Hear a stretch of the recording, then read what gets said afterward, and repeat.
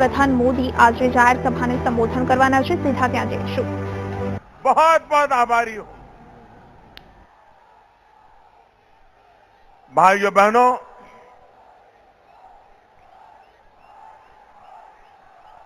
ये चुनाव कौन विधायक बने कौन न बने, इसका निर्णय करने के लिए सिर्फ नहीं है। ये चुनाव किस दल की सरकार बने किस दल की न बने, सिर्फ उसका फैसला करने के लिए भी नहीं है। ये चुनाव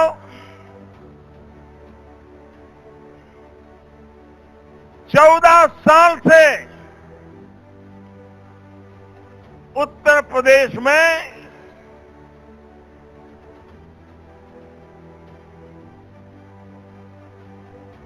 जो विकास का वनवास है, उस विकास के वनवास को समाप्त करके 14 साल के बाद फिर उत्तर प्रदेश में विकास की धारा बहाने का चुनाव है।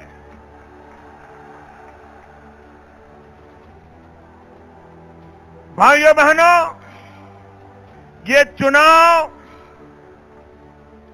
उत्तर प्रदेश का है कि नहीं है? ये चुनाव उत्तर प्रदेश का है कि नहीं है?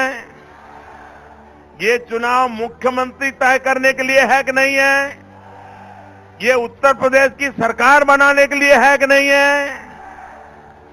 आप मुझे बताइए, यहां जितने भी लोग चुनाव प्रचार कर रहे हैं, उन लोगों ने अपने चुनाव प्रचार में, जो लोग सरकार में है, उन्होंने 5 साल के काम का हिसाब देना चाहिए कि नहीं देना चाहिए? सपा वालों ने 5 साल उन्होंने क्या किया, इसका उत्तर देना चाहिए कि नहीं देना चाहिए? उत्तर प्रदेश में भी उत्तर नहीं देते हैं, तो ये उत्तर प्रदेश को उत्तम प्रदेश कैसे बनाएंगे?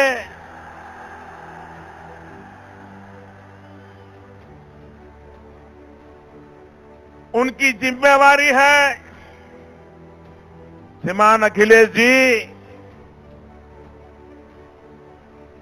आपने पिताजी का क्या किया, चाचा जी का क्या किया, बहुओं का, भतीजों का, भाइयों का क्या क्या किया, वो तो उत्तर प्रदेश की जनता भली भांति जानती है।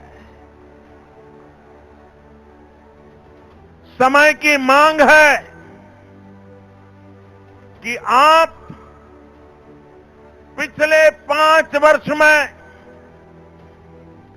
उत्तर प्रदेश की जनता ने जिस आशा अरमान के साथ आपको लखनऊ में गादी पर बिठाया था, आप लोगों के बीच जाकर के उसका हिसाब दीजिए। उत्तर प्रदेश की जनता को जरा उत्तर दीजिए।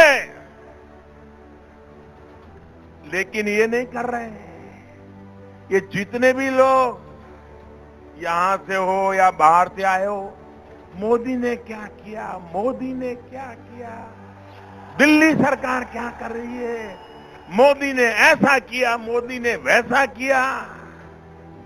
अरे जब 2019 का चुनाव आएगा, ये मोदी सामने से आकर के हिसाब देगा, सामने से आकर। अभी तो जिम्मेवारी आपकी है, आप जवाब दीजिए। आपने उत्तर प्रदेश की जनता की भलाई के लिए क्या काम किया? भाइयों बहनों, जब अखिलेश जी मुख्यमंत्री बने, मैं मुलायम सिंह जी का आदर करने वाला व्यक्ति रहा हूं। राम मनोहर लोहिया जी के विचारों को लिए हम जैसे गरीब लोगों के मन में एक प्रभाव रहा है। अखिलेश जी जब चुन करके आए हमें लगता था ये नौजवान है, कुछ पढ़ा लिखा है, जरूर कुछ उत्तर प्रदेश में अच्छा करने की कोशिश करेगा। लेकिन 5 साल के भीतर भीतर आपने निराश करके रख दिया, उत्तर प्रदेश का विनाश करके रख दिया। यहां के लोग मुझे बताइए, आज उत्तर प्रदेश में सूरज ढलने के बाद कोई बहन बेटी अकेली रास्ते पर निकल सकती है क्या? जरा खुल करके बताइए, निकल सकती है क्या? अगर कोई बहन बेटी शाम को घर आने में देर हो गई तो मां बाप परेशान हो जाते कि नहीं हो जाते? भाई को बाहर भेजते हैं कि नहीं भेजते? देखो बेटा बहन आनी बाकी है, चिंता करते कि नहीं करते? जिस राज्य में आपके रहते हुए आपके परिवार में इतनी महिलाओं को आपने नेता बनाया है, उसके बावजूद भी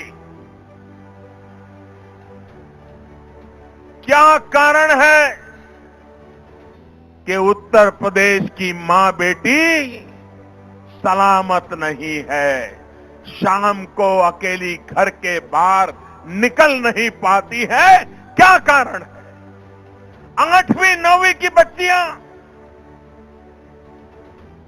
इस बात के लिए परेशान है, स्कूल जाती हैं, सरफरे लड़के रास्ते में ऐसी भद्दी टोका टोकी करते हैं, बच्चियां स्कूल जाने से डरती हैं। ये हालत उत्तर प्रदेश के सामान्य जीवन में आपने पैदा की और दुर्भाग्य यह है कि सामाजिक बुराई से ज्यादा इस बुराई को आपकी पार्टी के नेताओं ने आश्रय देके रखा है, गुंडाओं को पाल करके रखा है, और उसी का कारण है कि उत्तर प्रदेश का ये हाल करके रखा है। भाइयों बहनों, अगर हिम्मत हो, नेक इरादे हो, तो आप उत्तर प्रदेश में अच्छी कानून व्यवस्था कर सकते हैं। यही तो सरकार थी, यही तो मुलाजिम थे, यही तो दफ्तर थे, यही तो पुलिस वाले थे।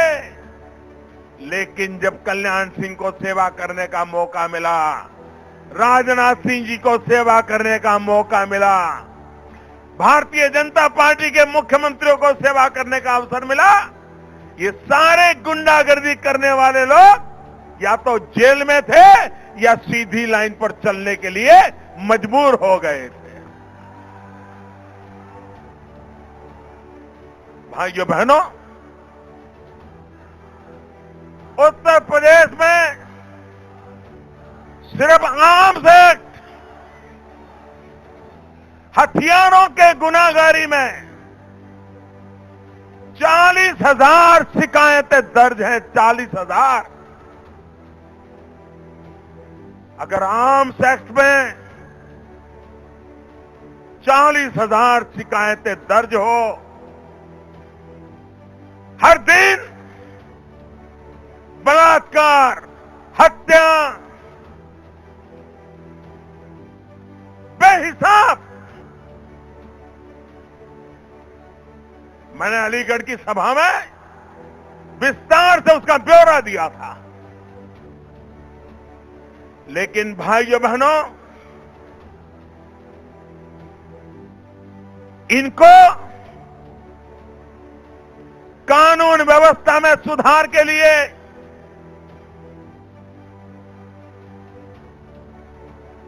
न उनको चिंता है, न उनको जिम्मेवारी लगती है।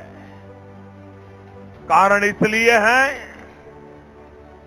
कि ये सारी बदमाशी बेईमानी करने में उन्होंने अपने पार्टी के नेताओं को इलाके दे करके रखे हैं। उस इलाके का तुम राजा, जो करना है करते रहो, खाने वाला मैंने बोल दिया तुम्हें कुछ करेगा नहीं। इसी का ये नतीजा है।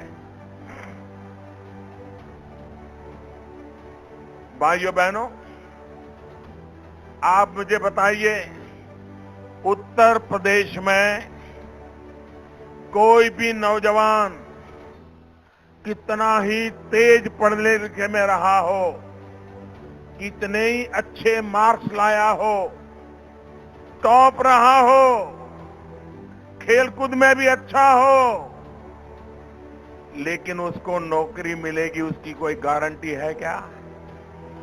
नौकरी मिलेगी उसकी गारंटी है क्या? उसका कारण क्या? क्यों नौकरी नहीं दी जाती है? योग्यता होने के बाद भी क्यों नौकरी नहीं दी जाती है? उसका हक है तो भी क्यों नहीं दी जाती है? इसका कारण है कि उन्होंने राजनीति को, सरकार को, शासन को, गवर्नेंस को जातिवाद के जहर से भर दिया है।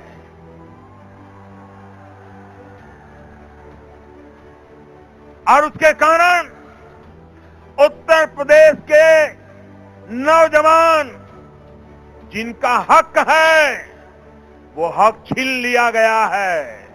मैं आज यहां गाजियाबाद की धरती से पूरे उत्तर प्रदेश के नौजवानों को एक विश्वास देना चाहता हूं, आश्वासन देना चाहता हूं। उत्तर प्रदेश भारतीय जनता पार्टी ने अपने चुनाव घोषणा पत्र में घोषणा की है, और भारतीय जनता पार्टी का चुनाव घोषणा पत्र नहीं होता है, वो संकल्प पत्र होता है। संकल्प पत्र। भारतीय जनता पार्टी ने अपने संकल्प पत्र में कहा है कि उत्तर प्रदेश में हमारी सरकार बनने के बाद तुरंत नौकरियों की भर्ती में जो घोटाले हुए हैं, हकदार के साथ जो अन्याय हुआ है, उसकी जांच की जाएगी और जिसका हक बनता है उनको नौकरी में लगाया जाएगा। ये हमने कहा। भाइयों बहनों, आपने मुझे प्रधानमंत्री बनाया है, उत्तर प्रदेश ने मुझे संसद में भेजा है। उत्तर प्रदेश के नौजवानों को न्याय दिलाने के लिए जैसे ही भारतीय जनता पार्टी की उत्तर प्रदेश में सरकार बनेगी, मैं नौजवानों के हित का काम करवा के रहूंगा। ये मेरा वादा आपको है। भाइयों बहनों, आपको जानकर के खुशी होगी, जब केंद्र में आपने मुझे जिम्मेवारी दी, प्रधानमंत्री के रूप में मुझे आपने काम दिया, और मैंने देखा कि इस देश को किसी ने जो सबसे ज्यादा बर्बाद किया है, तो भ्रष्टाचार के दीमक की तरह भ्रष्टाचार ने देश को तबाह करके रख दिया है। इस भ्रष्टाचार से देश को मुक्ति दिलानी चाहिए कि नहीं दिलानी चाहिए? ये भ्रष्टाचार जाना चाहिए कि नहीं जाना चाहिए? किसी ने तो भ्रष्टाचार के खिलाफ लड़ना चाहिए कि नहीं लड़ना चाहिए? आप मुझे बताइए, क्या ये उत्तर प्रदेश में भ्रष्टाचार चालू रहेगा और मैं दिल्ली में बैठकर के भ्रष्टाचार हटाना चाहूंगा तो जाएगा क्या? जाएगा क्या? तो उत्तर प्रदेश में से भी भ्रष्टाचार हटाना पड़ेगा ना। तो जिनके कारण भ्रष्टाचार आता है उनको भी तो हटाना पड़ेगा कि नहीं पड़ेगा? तो ये सरकार को हटाओगे कि नहीं हटाओगे? भाइयों बहनों, जब तक ऐसी सरकारों को सजा नहीं दोगे, भ्रष्टाचार के खिलाफ लड़ाई पूरी नहीं होगी। और इसलिए भ्रष्टाचार के खिलाफ जो मेरी लड़ाई है उसमें मुझे उत्तर प्रदेश का साथ चाहिए, उत्तर प्रदेश के आशीर्वाद चाहिए। केंद्र में जब मैं प्रधानमंत्री के रूप में जिम्मेवारी दी तो मैंने देखा कि सरकार में सबसे ज्यादा नौकरी करने वाले लोग वर्ग 3 और 4 के होते हैं। मध्यम वर्ग परिवार से होते हैं, गरीब परिवार से होते हैं, दलित समाज से होते हैं, पिछड़े वर्ग से होते हैं, महिलाएं होती है। लेकिन भाइयों बहनों, उसके ऊपर तो बहुत कम लोग होते हैं नौकरी में। सबसे ज्यादा वर्ग 3 और 4 में होते हैं, लाखों की तादाद में होते हैं। और उनकी एक 100 लोगों की जगह के लिए अगर एडवर्टाइजमेंट आती है तो हजारों लोग अप्लाई करते हैं। लिखित एग्जाम में हजारों लोग पास हो जाते हैं। फिर इंटरव्यू चलता है। इंटरव्यू भी कैसे चलता है? जैसे वो भेड़ बकरियों को धक्का मार मार करके निकालते हैं ना। एक आया, इंटरव्यू वाले बैठे, चेहरा देखा, अच्छा आगे जाओ, नाम पूछ लिया, आगे जाओ, गांव पूछ लिया, आगे जाओ। 30 सेकंड एक नौजवान को 30 सेकंड मिलते हैं। अभी तक मुझे समझ नहीं आता है कि दुनिया में ऐसा कौन सा विज्ञान है, ऐसा कौन सा तीसरी नजर है कि 30 सेकंड में पता चल जाए कि ये नौकरी में रखने जैसा है कि नहीं रखने जैसा है। ये पोलम पोल था कि नहीं भाई? ये पोलम पोल था कि नहीं था? ये भ्रष्टाचार का खजाना खोलने का रास्ता था कि नहीं था? ये बेईमानी थी कि नहीं थी? जो इंटरव्यू देने जाता था उसको जब इंटरव्यू कॉल आता था तो घूमता था, मिलता था लोगों को, यार किसी नेताजी से पहचान करा दो ताकि मेरा काम हो जाए। पहचान ढूंढता था, पहचान।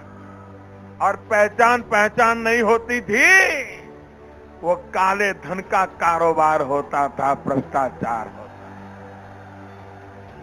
50,000 लाओगे तो ये दूंगा, 20,000 लाओगे तो ये दूंगा, 2 लाख लाओगे तो ये दूंगा। ये चलता था कि नहीं चलता था?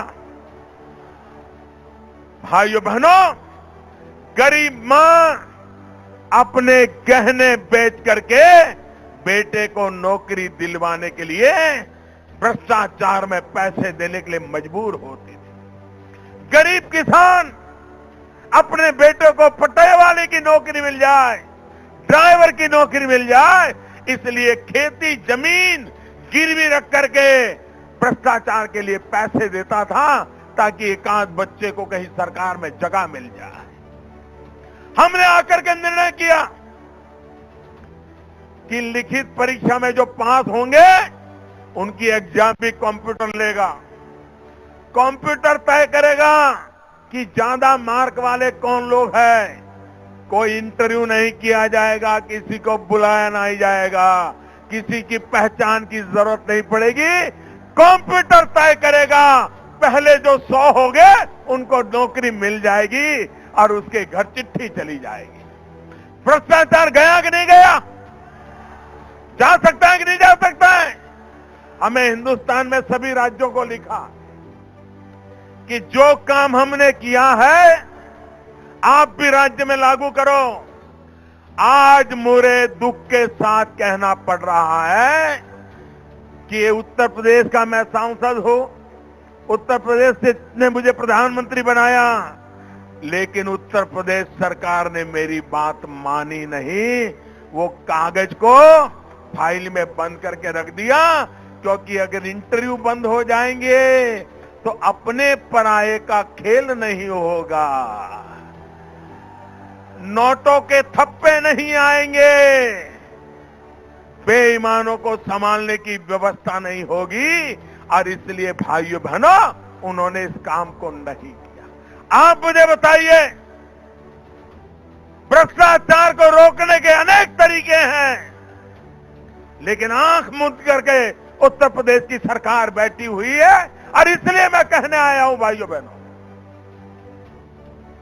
उत्तर प्रदेश हिंदुस्तान का उत्तम प्रदेश बन सकता है अगर सही सरकार चुनी जाए तो। इनसे उत्तर मांगा जाए। मैं लगातार उनके भाषण सुन रहा हूं। भाइयों बहनों, दिल्ली सरकार को गालियां देकर के मोदी पर जितनी गालियां देनी है देते रहो।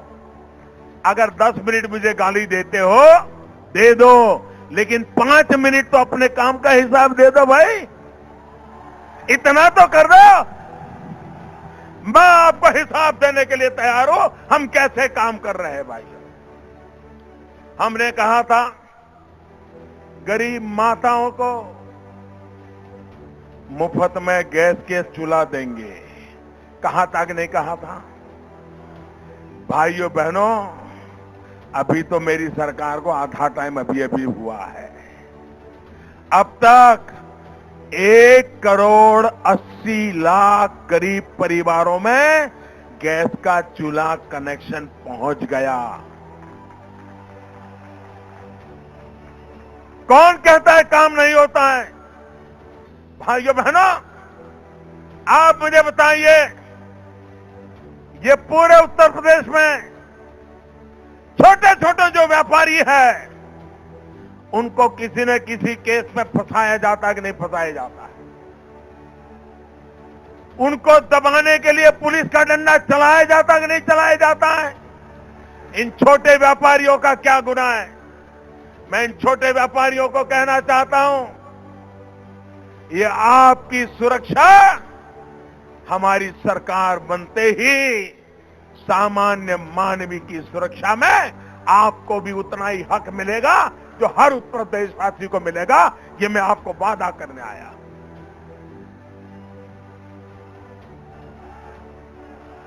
भाइयों बहनों,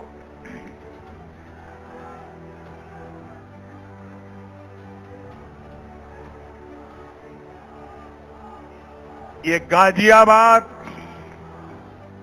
इस अथॉरिटी का ऑडिट होना चाहिए कि नहीं होना चाहिए? आप मुझे बताइए। क्या खर्चा हुआ, कहां हुआ, किसने किया, ये ऑडिट होना चाहिए कि नहीं होना चाहिए? ये उत्तर प्रदेश की सरकार है। राज्यपाल सिंह ने चिट्ठियां लिखी, भारत सरकार ने कहा, उसके बाद भी उत्तर प्रदेश की सरकार कहती है गाजियाबाद डेवलपमेंट अथॉरिटी का हम सीएजी से ऑडिट नहीं करवाएंगे। दाल में कुछ काला है, जमीनों का घोटाला है, गंदा कारोबार है, बेईमानी पूर बहार है। और इसीलिए सीएजी से ऑडिट कराना नहीं चाहते। गाजियाबाद के मेरे भाइयों बहनों, बताइए, आपका हक है कि नहीं है कि आपके पैसों का हिसाब हो? आपका हक है कि नहीं आपके पैसों का ऑडिट हो? आपको पता होना चाहिए कि नहीं होना चाहिए क्या हुआ क्या नहीं हुआ? उन्होंने सीएजी से ऑडिट करवाना मना कर दिया है। मैं आज आपको कहने आया हूं, उत्तर प्रदेश में हमारी सरकार बनने के तुरंत बाद उत्तर प्रदेश में जितनी डेवलपमेंट अथॉरिटीज है, गाजियाबाद समेत, उनका सीएजी का ऑडिट कराने का कानून पास करेंगे और उसको करवा के रहेंगे।